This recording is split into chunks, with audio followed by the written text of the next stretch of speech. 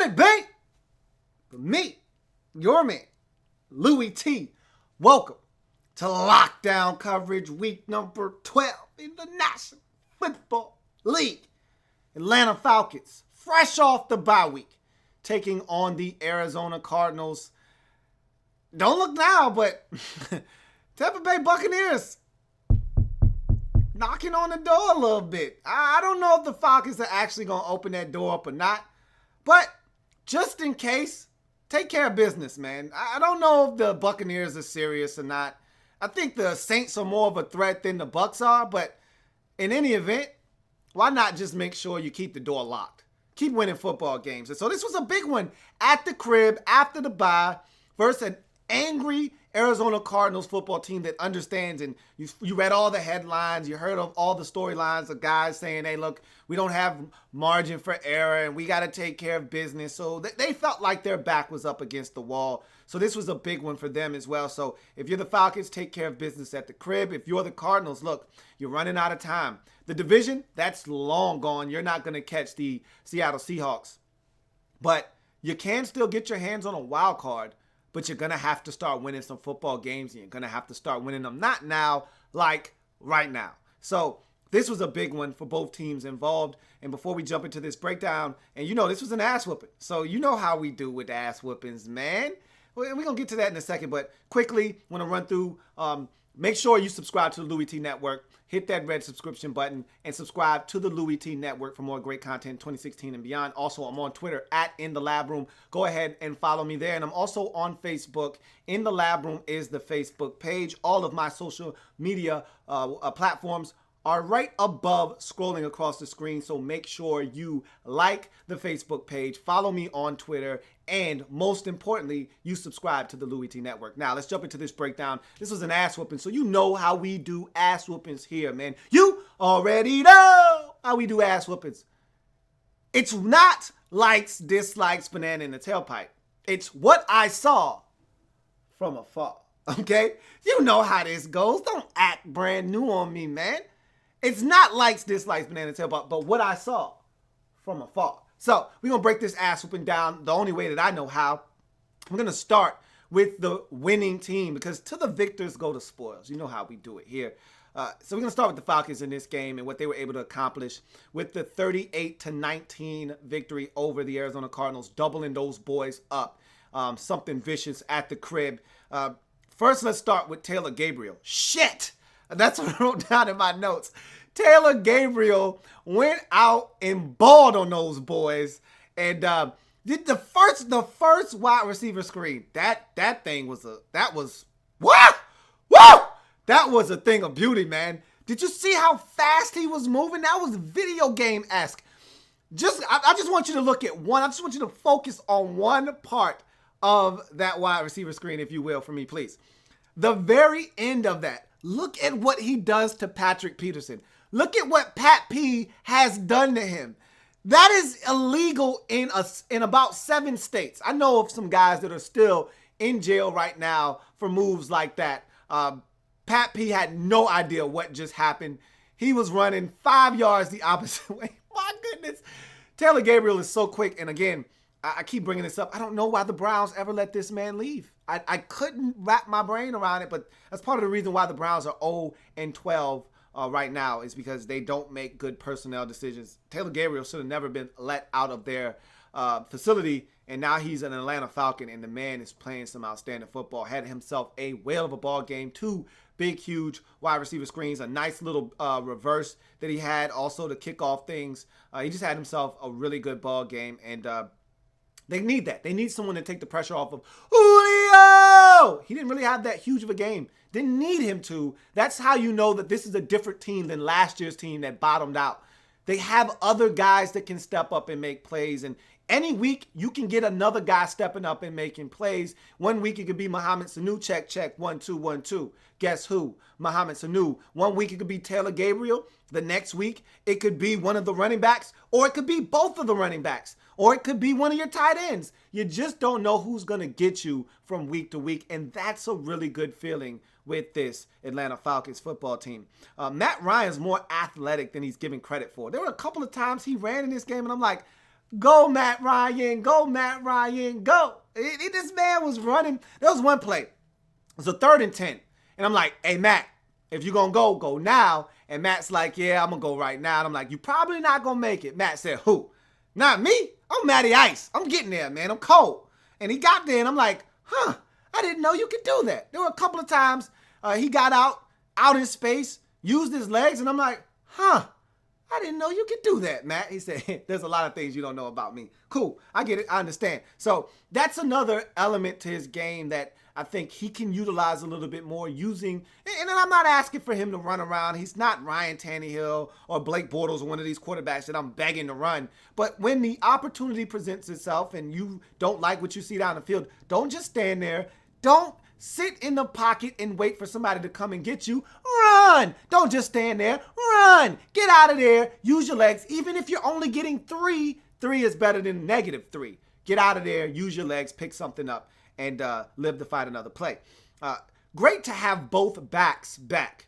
You know what I'm saying? Like, this offense is so dynamic when you got both of these boys. One of them is good, but having both of them makes this offense electric. When you have both Tevin Coleman and D. Free, it's a nasty tandem back there because then the defense gets worn down. You think, okay, he's starting to wear down, and they just bring in a fresh set of legs, and they come in, and then that guy starts balling, and it just makes for a better offensive attack when you got both backs. Even the red zone is a lot more easier to deal with because Coleman is a lot more physical. He'll slam it up in there, and he gets in the end zone. Not to say that D. Free doesn't, but at 2nd and goal from the 2, which one do you trust more, D. Free or Tevin Coleman? I know who I'm taking every single day of the week, and I think the Falcons feel the same way. That's why Tevin Coleman probably has more rushing touchdowns than Devontae Freeman this season, because when they get down there up close to the goal line,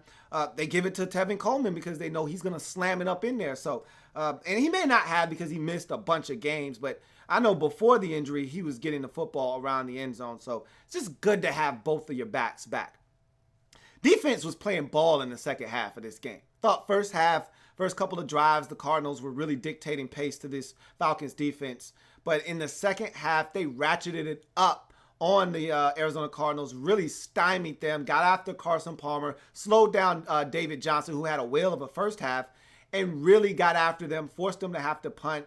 I thought the young boys stepped up, man. Jalen Collins looked good, and this is off of the news, and I can't confirm nor deny this, and maybe some Falcons fans out there listening may be able to confirm this for me, but I heard that Desmond Trufant is going to be out and probably going to require season-ending surgery. And so after hearing that, I said, man, I got to see Jalen Collins now. This guy's going to have to step up. And boy, did he ever. I thought he had arguably his best game as a pro. I mean, he was playing some football. He played his ass off in this game. Devondre Campbell starting to flash. I'm not a Devondre Campbell fan. Okay, I didn't like him at Minnesota. But he's athletic, which is what they wanted to do defensively, get more athletic, have more team speed. And so he's a guy that can cover, and I thought he covered really well in this game. Again, another one of those guys that I thought had one of their best performances of the season. Deion Jones, I love Deion Jones. Loved him at LSU. I think this is the guy that's going to end up being the leader of your defense when it's all said and done. And he was hitting guys. He was coming up. He was being physical. Loved Deion Jones. Thought he had another solid performance. Brian Poole is a guy that has caught my eye over the last month or so of the season. He's just been playing good football all year long. And when you're undrafted, you got to do more than the guys that are drafted. And he's done more than a lot of the guys that have been drafted. This is a guy that I'm paying attention to. They blitz him. He plays solid in the slot. He can play out wide a little bit. He does a little bit of everything, a jack of all trades. Really like Brian Poole a lot. And then Vic Beasley just continues to be really solid. Forced and intentional grounding, was in the backfield constantly in this football game. He's coming along nicely, like what he's bringing to the table. So I just thought a lot of the youngins came up and balled in the second half of this game, and that's what you want to see. That Cardinals offense, that's no slouch. Held those boys to 19 points and really shut them down for much of the second half, and I think the youngins had a lot to do with that.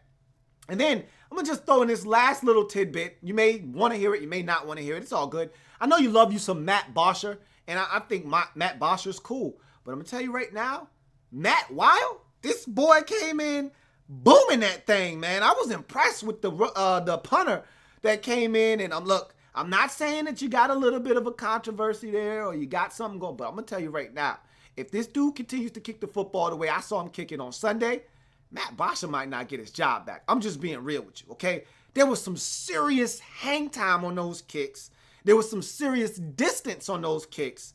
If this young man can come in and continue to do that, we're going to have ourselves a little bit of a competition there, folks. We're going to see what happens when Matt Bosher is healthy. But in the meantime, Matt Wild needs to continue to kick the football the way that he did in this game. Let's move on to the Arizona Cardinals. I thought that the mistakes early in this game really hurt them and set the tempo and really set the stage for what was to come later on in the game.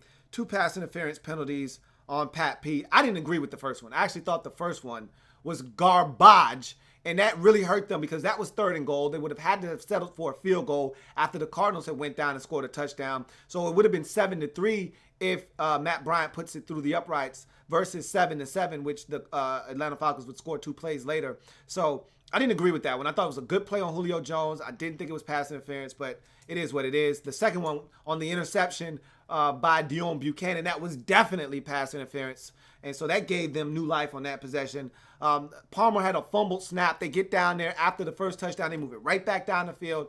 He fumbles the snap, and that basically ended that drive. They had to settle for a field goal. And that was the beginning of the end of the Cardinals offensively in this game after the fumbled Carson Palmer snap. It just seemed like they never really got their feet back under them offensively after that snap was fumbled. I thought you applied some great pressure on the quarterback in the 3rd quarter. There was that one possession where you sacked Matt Ryan like 9 times. Had a couple of penalties, gave him a couple of do-overs, and you just kept hitting him over and over and over and over and over and over again. I mean, they really got after Matt's ass. He was Matty Ice. Well, they put some fire to that ass and started to melt Matty Ice, but you couldn't continue to keep that pressure up, and eventually the dam broke. Speaking of which, the defense folded under the pressure from the Falcons and their own offense. And what I mean by that is too many mistakes. This offense didn't get it going. I thought, give the credit to the Falcons defense. I said that they played ball in the second half of this game. They shut down the Cardinals offense, forced them to punt. And this defense, which had been one of the best in the league, and I think I heard a stat that said they were the best in the league coming into this game.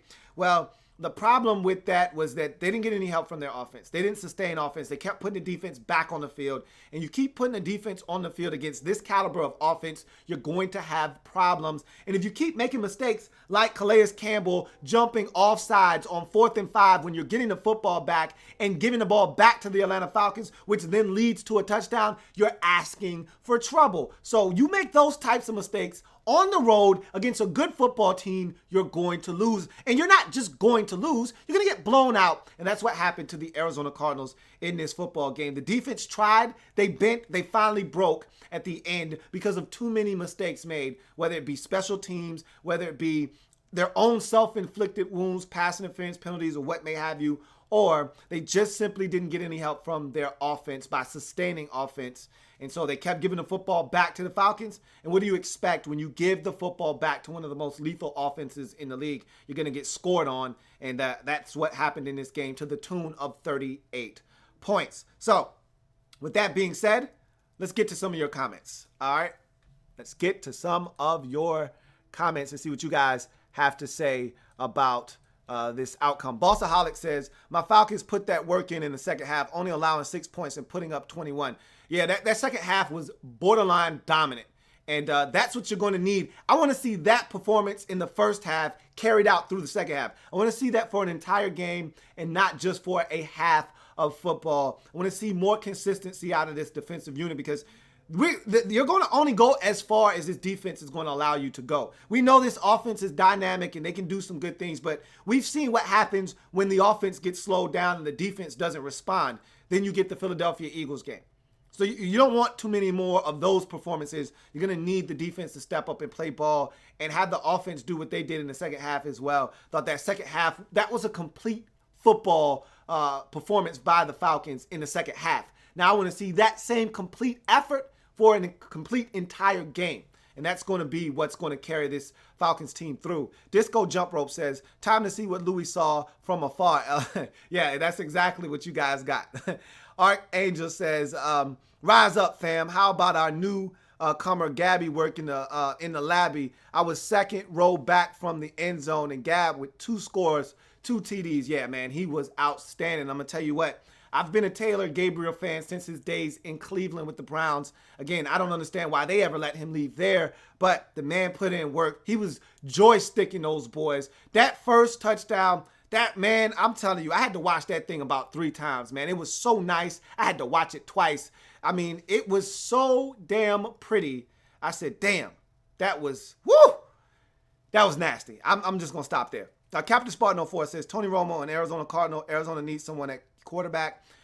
You can throw any of those veteran teams out there, Arizona, Denver, any of those teams that you think is right there, but they need a quarterback potentially next year.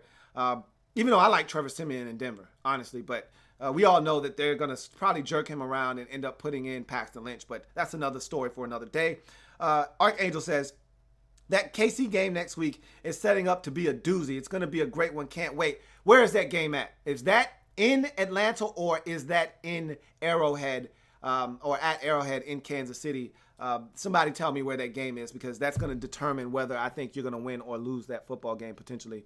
Archangel says, I told everyone that Coleman being out hurt us since the Chargers game. Freeman is physical. Coleman is fast. They're a great 1-2 punch. Absolutely. They're the best 1-2 punch in the entire National Football League. When those boys are healthy, this offense is tough to deal with. And you didn't even get them catching the football out of the backfield in this game. That's what's scary, is they can hurt you running it, they can hurt you catching it, and they're so dynamic, and they both bring different elements to the game. And so I think those two together, they make one hell of a 1-2 combination. Disco Jump Rope says, yeah, Trufant is on IR. I thought that's what I heard before the game. Going to need season-ending surgery is what I thought I heard. That's going to hurt this team. But if you can get performances out of your young guys like you did, like Jalen Collins in this game, you might just be all right. Captain Spartan 04 says, NFL needs to slow down. Only 5 weeks left of the season. It's too late now. This ball is in total full motion. There is nothing you can do about it. Archangel says, just heard that Claiborne may be out for the season also. Yeah, that's going to sting, because that defensive line is starting to play much better. And he was one of those guys that was playing some good football over the last month or so. So if he is in fact out for the season, that's going to sting as well. Archangel says, we scored 38. It should have been more. I just skipped over some comments. Let's see.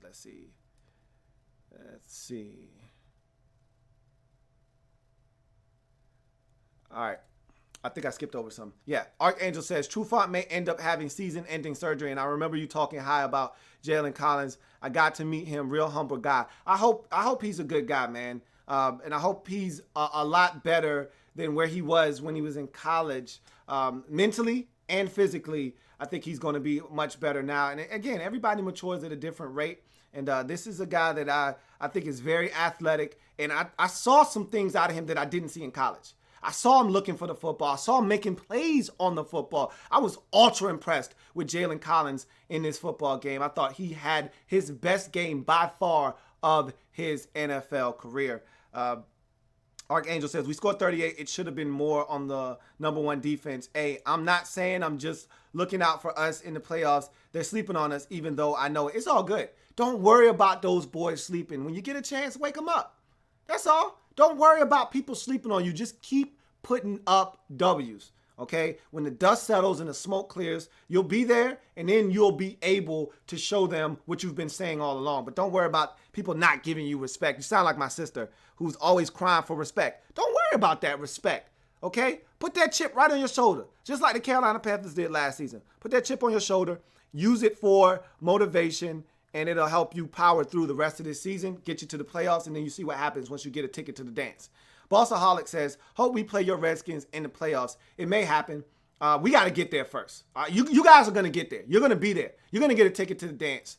I got to get mine, okay? I'm still trying to save up enough wins to get me a ticket to get in. So you guys just keep stacking up your wins like bricks. You'll get there. I'm going to hopefully eventually get there as well. Bossaholic says, Vic Beasley is a man. Yes, he is. And he's blossomed this season. I'm so happy to see his maturation, because he was one of my guys coming out of Clemson 2 years ago in the draft, and it's good to see him really developing into what he's become this season. Aiden Wynn says, do you think the Falcons defense has improved enough for a playoff run?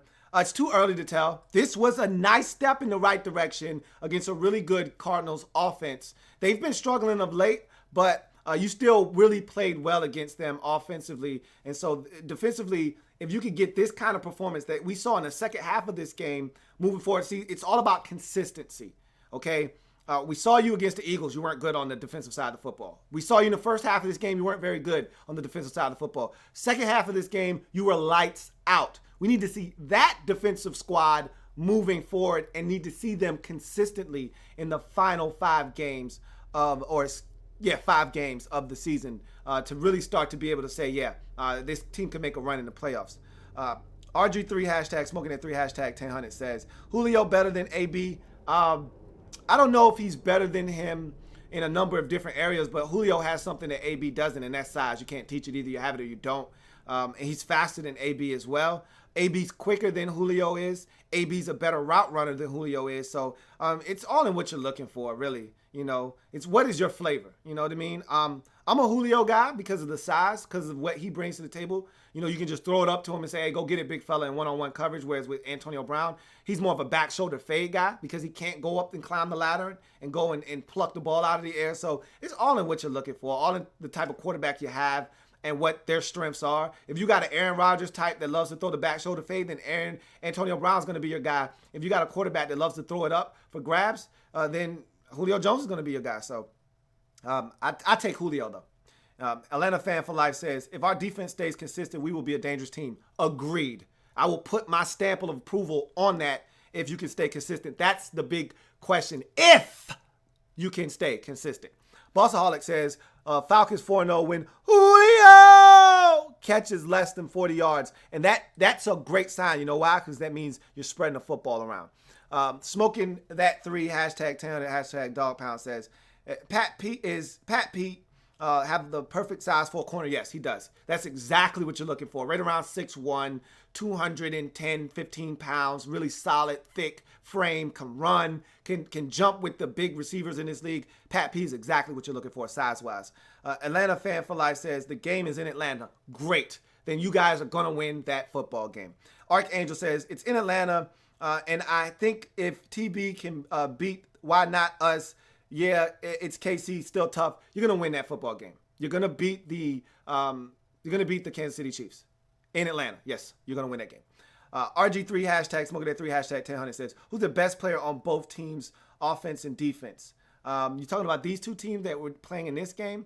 If you're talking about these two teams, Larry Fitzgerald and David Johnson, offense for the Cardinals. On the defensive side of the football, Tyrann Mathieu, when healthy, and Patrick Peterson for the Atlanta Falcons. Offensively, Julio Jones and probably their center, Alex Mack, which is crazy. I mean, you could throw Matt Ryan in there if you like, but this team has changed dramatically since Alex Mack has come on board. But if you want to go with a skill guy, then it'd be Matt Ryan, and it would be Julio Jones. And then on the defensive side of the football, Desmond Trufant when healthy. Obviously, he's not healthy. So if you want to take him out of the equation, I actually think their 2 best defensive players right now are Deion Jones and probably Vic Beasley are playing the best football for them right now. So it'll be interesting to see what happens with them moving forward. But they've done some good things of late.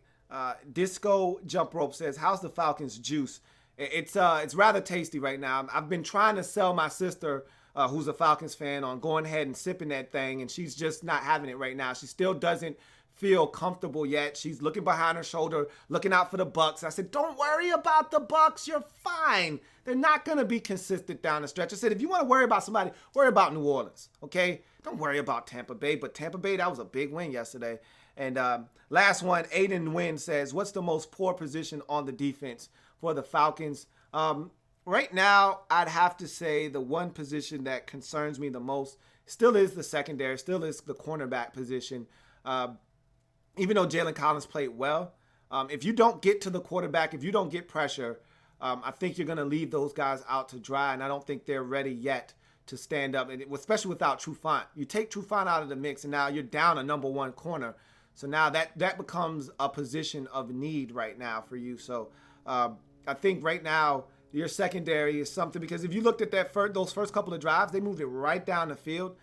David Johnson caught the football, ran it a little bit. They were able to throw it to Larry Fitzgerald. They did some good things offensively early in this game, and a lot of it was based off of going after the secondary. So I think that's where you got to worry about right now.